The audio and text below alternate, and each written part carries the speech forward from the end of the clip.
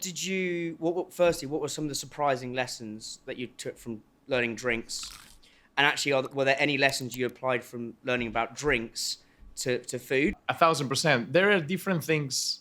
There are different sides of drinks. Like, obviously, there are the drinks that you source, like the wine and the spirits. There are low ABV drinks, like slightly alcoholic drinks that we source, like kombuchas and kefirs and sparkling, like sparkling low ABV wines for people that don't drink as much alcohol. So that's one side of things. Then you have the actual wine, that is a whole world of wine that we also source. So it's more about understanding the region and understanding the soil. That is very important. The soil, and for us, when we source wine, we focus a lot in low intervention in terms of not for the wine to be vinegary or funky or anything, but it's more to like people to not add like chemicals.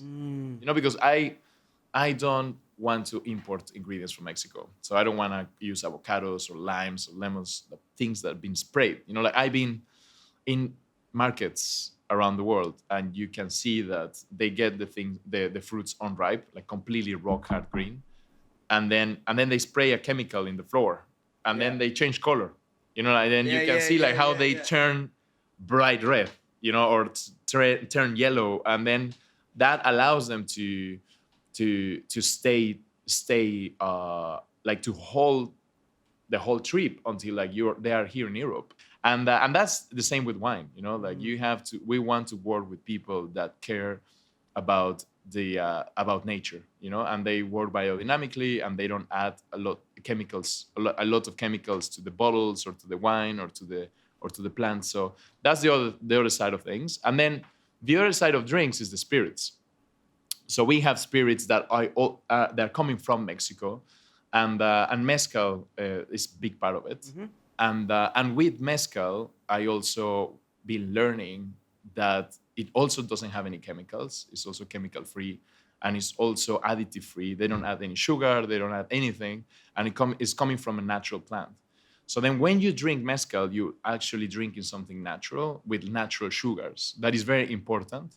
So that makes it like the healthiest drink in the world. Like you drink mezcal. 10 of them then. Yeah, I mean, like we can have one. Yeah. When you finish your coffee. The thing is that I realize more and more drinking more and more mezcal that it actually doesn't really make you feel bad or angry or tequila. or sick. I was just in France, and we met this like group, and they were saying that tequila is like, out of all the booze you can drink, tequila and she was saying tequila is doesn't give you like the down. Yes, exactly. And I'm assuming mezcal is like another level of that. Exactly. It doesn't make you depressed, essentially. No, exactly. It doesn't make you depressed, and it also doesn't give you like a hangover. Anxiety. Like a hangover or anxiety or rage.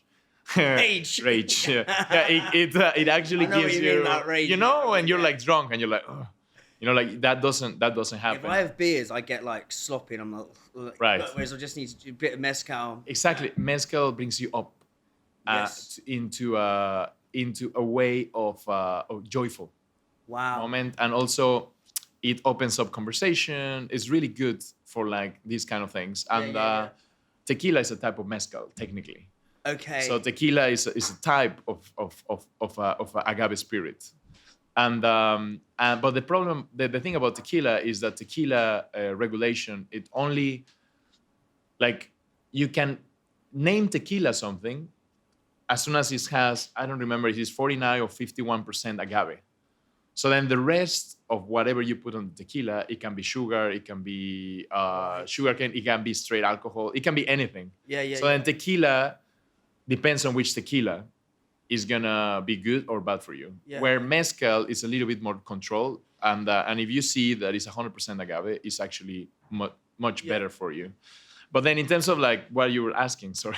Oh, no, it was, this goes all over. Exactly. Man, so then we started making cocktails here. Yeah. And this place where we are sitting here used to be a bar.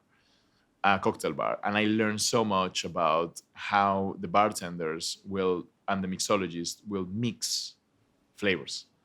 That is a very, very, very different way of the way that we mix flavors in the kitchen. Because when you're mixing flavors in cocktails, even if you're doing a non-alcoholic cocktail as well, you're mixing liquids and densities and aromas together, and you work a lot with bitterness. So you work with bitterness and aroma, and the way that it's been balanced, it's a very, very interesting thing that I learn a lot, and I add to my food now. Like we do a lot of. It's not that we create our own perfumes or anything, but if you think about the mango sauce, if you get a mango and you blend it, it smells like mango. But then in the moment that you heat it up, it just loses the aroma. Mm-hmm. So you do the mango sauce, and then it's like, okay, well, it doesn't really smell like it smells like anything anymore. So it's interesting because if you will have these, like let's say mango aroma or floral notes from the mango, and you could add it at the end to a butternut squash puree, you will get the sensation of mango.